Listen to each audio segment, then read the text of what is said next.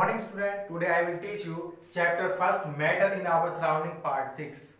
इसमें हम एनसीईआरटी की एक्सरसाइज को करेंगे, उसमें देखेंगे कुछ तरीके के क्वेश्चन दे रखे हैं, उनको सॉल्व करेंगे। ठीक है, तो सबसे पहला जो क्वेश्चन है आपका वो है एनसीईआरटी में convert the following temperatures to the Celsius scale.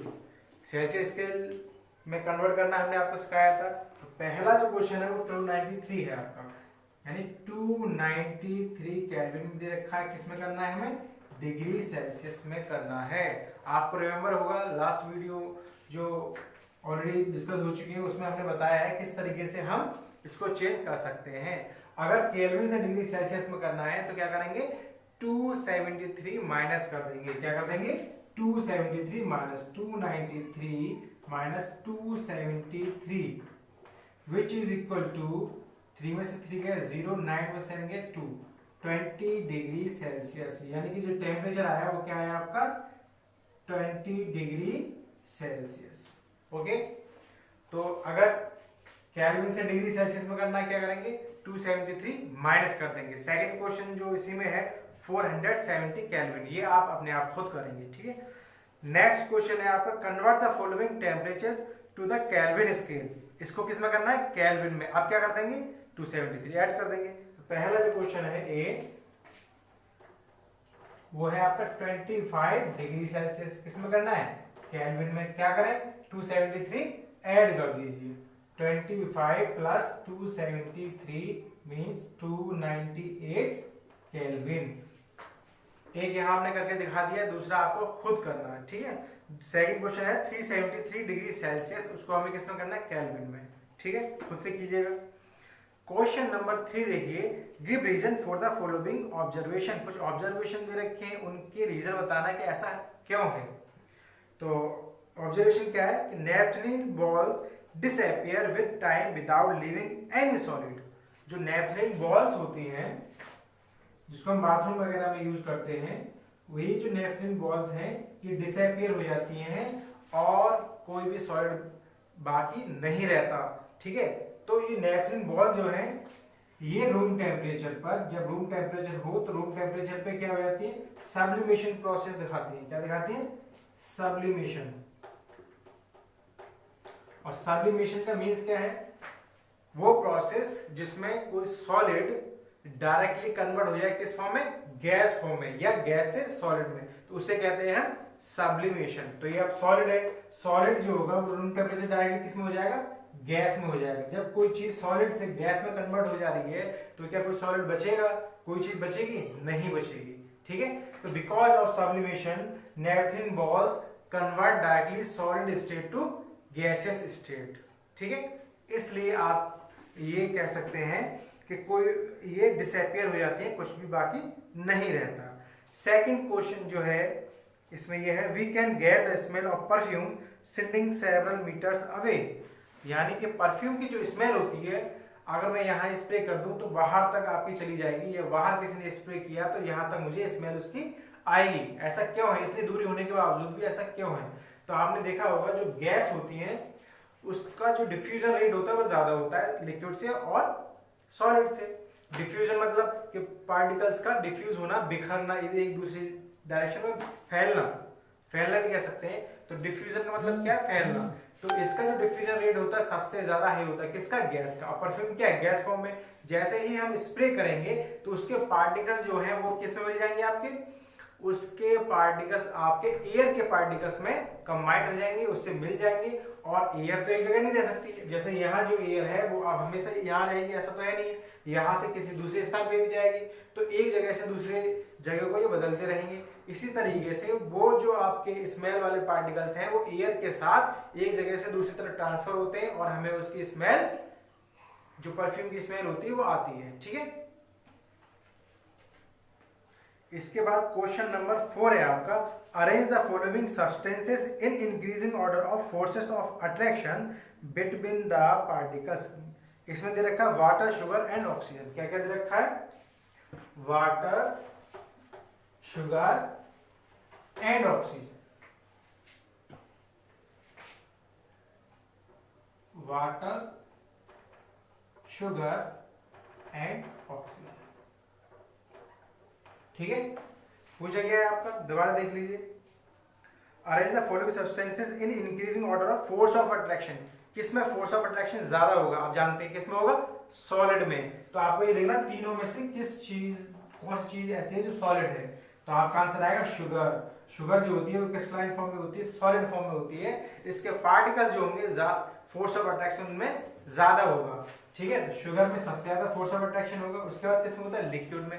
अब इसमें से कौन सी ऐसी चीज दोनों में से जो लिक्विड स्टेट में, तो आपका आंसर आएगा वाटर। वाटर जो होता है वो हमारा लिक्विड स्टेट में होता है। इसके बाद आपका क्या आएगा, ऑक्सीजन। ऑक्सीजन जो होती है वो गैस फॉर्म में होती है, और गैस में सबसे ज्यादा जो फोर्स ऑफ अट्रैक्शन होता है सबसे कम होता है, ठीक है। इसलिए सबसे ज्यादा शुगर, फिर वाटर, फिर आएगा आपको ऑक्सीजन।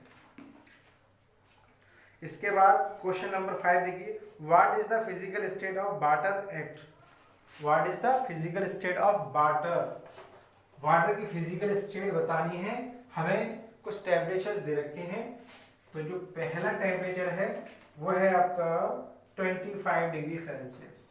कितना है, 25 डिग्री सेल्सियस। 25 डिग्री सेल्सियस जो होता है वो आपका स्टैंडर्ड रूम टेम्परेचर भी हम इसको मान के चलते हैं। तो आपने देखा होगा रूम टेम्परेचर पे आप खुद देख सकते हैं कि अगर हम वाटर कहीं से भी किसी भी सोर्स से लें तो किस स्टेट में आएगा, लिक्विड स्टेट में आएगा। ऐसा तो है नहीं कि वो आपका सॉलिड निकलेगा उसके बाद लिक्विड होगा। हाँ, अगर जीरो या जीरो से कम हो तब वो आपका सॉलिड फॉर्म में यानी आइस फॉर्म में जा सकता है। यानी कि जब हम उसको फ्रीज में ले जाएं, फ्रीज कर दें, तभी तो वो आपका सॉलिड स्टेट में आएगा। वरना 25 डिग्री सेल्सियस तो यही टेम्परेचर जो हमारा रूम का टेम्परेचर है। तो 25, 30, 35, 40 इन सभी टेम्परेचर पे जो आपका लिक्विड है वो जो वाटर है किस स्टेट में रहेगा, लिक्विड स्टेट में रहेगा आपका, ठीक है। सेकंड जो टेम्परेचर दे रखा है वो दे रखा है 0 डिग्री सेल्सियस। अब 0 डिग्री सेल्सियस ये हम ऑलरेडी पहले ही डिस्कस कर चुके हैं पार्ट 5 में कि लेटेंट हीट के बारे में जब बताया था। तो 0 डिग्री सेल्सियस पे आपका जो वाटर है वो सॉलिड स्टेट में भी हो सकता है और आपका लिक्विड स्टेट में भी हो सकता है। क्योंकि जब उसको हीट प्रोवाइड कराएंगे हम तो वो हीट आपकी टेम्परेचर इंक्रीज ना करके उस सॉलिड को लिक्विड में कन्वर्ट करने में यूज हो जाएगी। इसलिए 0 डिग्री सेल्सियस पे वो वाटर सॉलिड स्टेट यानी आइस की फॉर्म में रह सकता है और लिक्विड स्टेट यानी वाटर की फॉर्म में रह सकता है। तीसरा जो टेम्परेचर है वो है आपका 100 degree Celsius. 100 degree Celsius is the boiling point of water. Boiling point हम अच्छी तरीके से जानते हैं। इसलिए इसमें भी आपकी दोनों ही स्टेट हो सकती है, liquid state and gaseous state, gas state, ठीक है। तो दोनों ही आपके स्टेट हो सकती है। इसके बाद क्वेश्चन नंबर 5 पे देखिए, गिव 2 रीजन टू जस्टिफाई। यानी आपको एक नहीं 2 रीजन देने हैं अपने आंसर को जस्टिफाई करने के लिए। अब एक क्वेश्चन क्या है, क्वेश्चन देख लेते हैं। क्वेश्चन है आपका, water at room temperature is liquid. वही आ गया, वाटर जो होता है रूम टेम्परेचर पे क्या होता है, लिक्विड होता है। तो हमें इसमें 2 रीजन बताने हैं। तो हम जानते हैं कि जो वाटर होता है उसकी जो शेप होती है फिक्स नहीं होती। Shape is not fix. Shape जो होती है फिक्स नहीं होती। जैसे कंटेनर में उसको रख देंगे उसी कंटेनर की शेप ले लेगा। तो फिक्स नहीं होती, तो इससे क्या पता चल गया कि ये क्या है आपका लिक्विड। लिक्विड में तो शेप फिक्स नहीं होती। दूसरा कि जो वाटर है वो आपका एक तो शेप उसकी फिक्स नहीं होगी, ठीक है। और सेकंड है आपका कि water can be poured from one vessel to another vessel, so water has fluidity. इसमें क्या होती है आपकी फ्लूइडिटी भी होती है। सेकंड रीजन क्या आ गया, फ्लूइडिटी, यानी फ्लो करता है। वाटर जो होता है फ्लो करता है, फर्स्ट पर डाल देंगे फ्लो करने लगेगा, ठीक है। तो वाटर फ्लो करता है। तो ये 2 रीजन हो गए। इसलिए ये लिक्विड ही फ्लो करते हैं। तो इसलिए ये रूम टेम्परेचर पर, वैसे भी रूम टेम्परेचर का इससे भी आसान तरीका ये है समझने का कि रूम टेम्परेचर जो रहेगा वो स्टैंडर्ड क्या होता है 25 डिग्री सेल्सियस या 30 डिग्री सेल्सियस। आप खुद सोचिए कि 25 डिग्री सेल्सियस पर ना तो उसका बॉइलिंग पॉइंट है ना मेल्टिंग पॉइंट है। तो जिस स्टेट में रहेगा वही तो रहेगा। तो जो स्टेट है उसकी वाटर की 25 डिग्री सेल्सियस पे क्या है, लिक्विड, तो वो लिक्विड स्टेट में ही पाया जाएगा। 6 का बी पार्ट है, एन आयरन अलमीरा is a solid at room temperature. जो आयरन अलमीरा होती है वो सॉलिड होती है रूम टेम्परेचर पर। जैसे हमारे आयरन की अलमीरा होती है, लोहे की अलमारी होती है, वो जो होती है सॉलिड स्टेट होती है रूम टेम्परेचर। रूम टेम्परेचर मतलब 25 डिग्री सेल्सियस 30, या आप गर्मियां तो 35, 40, 45, 50, इससे ज्यादा तो हो ही नहीं सकता, मतलब ही नहीं है, ठीक है। तो ये रूम टेम्परेचर आपका होता है। इसमें आपका सॉलिड तो ऐसा तो है नहीं कि अलमीरा जो है वो आपका मेल्ट होना स्टार्ट हो जाएगी, क्योंकि उसका मेल्टिंग पॉइंट है ही नहीं। सबसे बड़ा रीजन तो ये है कि जो आयरन का मेल्टिंग पॉइंट है वो 100 से भी काफी ज्यादा है, और रूम टेम्परेचर में उसमें बहुत ज्यादा डिफरेंस होता है। इसलिए कभी भी अलमीरा जो होगी रूम टेम्परेचर पे वो सॉलिड में ही मिलेगी। इसके अलावा हम ये भी कह सकते हैं कि उसके जो पार्टिकल्स होते हैं वो क्लोजली पैक्ड होते हैं। पार्टिकल जो होते हैं टाइटली पैक्ड होते हैं, रिजिड होती है, इसलिए वो क्या किसमें आती है, सॉलिड में। ठीक है, पहला रीजन जो हो गया कि वो किसमें आती है, आपकी सॉलिड में आती है। And iron is hard and incompressible, hard होती है, इनकम्प्रेसिबल होती है, इनकम्प्रेसिबल होती है। तो इसका मतलब क्या है, ये सब प्रॉपर्टी किसकी है, सॉलिड की है। तो इसलिए जो अलमीरा है वो किस स्टेट में रहेगी रूम टेम्परेचर पे, सॉलिड स्टेट में ही रहेगी। ठीक है, क्वेश्चन नंबर 7 बहुत ज्यादा इंटरेस्टिंग क्वेश्चन है, इंपॉर्टेंट क्वेश्चन है। ठीक है, इसको आप एकदम ध्यान से सुनिए। सबसे अच्छा क्वेश्चन जो है एनसीईआरटी सबसे अच्छा क्वेश्चन यही है, why is ice at 273 kelvin more effective in cooling than water at the same temperature. यानी कि हम जानते हैं 0 डिग्री सेल्सियस पे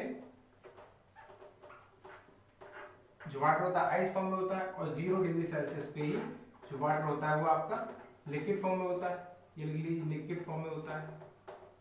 तो इन्होंने ये पूछा है कि ये हमें ज्यादा कूल क्यों महसूस होती, ये कूलिंग इफेक्ट क्यों डालती है आइस 0 डिग्री सेल्सियस, जबकि टेम्परेचर दोनों का सेम है। सबसे अच्छा एग्जाम्पल इसमें सिर्फ यही है कि आपने जब आइस को निकाला, ठीक है, जब उसका 0 डिग्री सेल्सियस टेम्परेचर है, तो आप समझिए इसको 0 डिग्री सेल्सियस से अगर जब लिक्विड में लेके आएंगे, टेम्परेचर इंक्रीज नहीं करना, सिर्फ लिक्विड में लेके आएंगे, तो उसे हमें एक हीट देनी होगी, इसे हीट सप्लाई करनी होगी, हीट सप्लाई करनी होगी, तब वो 0 डिग्री सेल्सियस ही रहेगा, क्योंकि लेटेंट हीट की वजह से वो आइस लिक्विड में आएगा, 0 डिग्री सेल्सियस पे ही लिक्विड में आएगा। ठीक है, आप इस आइस को अगर मैं अपनी बॉडी से टच करता हूं, ये सपोज दैट आइस है आपकी, यहाँ टच किया मैंने, तो ये जो हमारी जो बॉडी है वो आपका रूम टेम्परेचर पे है, लेकिन ये आइस 0 डिग्री सेल्सियस पे सपोज दैट, तो जब मैं इसको टच करूंगा अपनी बॉडी से, तो ये इसमें से जो मेरे हैंड है उसमें से हीट को क्या करेगी, एब्जॉर्ब करेगी। तो जब कोई चीज मेरी बॉडी में से हीट को एब्जॉर्ब कर रही है, तो मुझे क्या लगेगा, कूल लगेगा, ठंडा लगेगा। लिक्विड में आने के लिए जब वो आइस लिक्विड में आएगी, तो मेरी बॉडी से हीट को एब्जॉर्ब करेगी, अपने अंदर टेकन आउट करेगी, तो मुझे ठंडी महसूस होगी। उधर दूसरी तरफ 0 डिग्री सेल्सियस पे ही आपका लिक्विड भी है, तो जब लिक्विड को मैं टच करूंगा तो वो तो ऑलरेडी लिक्विड में है, उसको तो कोई हीट सप्लाई करने के लिए चाहिए नहीं, तो वो तो मेरी बॉडी से हीट को लेगा नहीं। टेम्परेचर इंक्रीज करने पे 0 से ज्यादा हो जाए तब वो ले सकता है, अगर रूम टेम्परेचर मेरी बॉडी है, लेकिन इससे तो कम ही रहेगा। तो इसके साथ तो ऐसा कुछ नहीं है कि ये अपना हीट इसको सप्लाई करनी पड़ेगी, लेटेंट हीट जो इसके अंदर है इसको देनी पड़ेगी, तब जाके ये लिक्विड में आएगी, लेकिन ऑलरेडी लिक्विड में है, तो इससे ज्यादा ये कूलिंग इफेक्ट शो करेगी 0 डिग्री सेल्सियस पे। आइस जो होगी वो 0 डिग्री सेल्सियस क्या होगी, ज्यादा कूलिंग इफेक्ट शो करेगी। ठीक है, इसके बाद क्वेश्चन जो लास्ट क्वेश्चन है वो है आपका, what produce more sewers Burns, boiling water और स्टीम।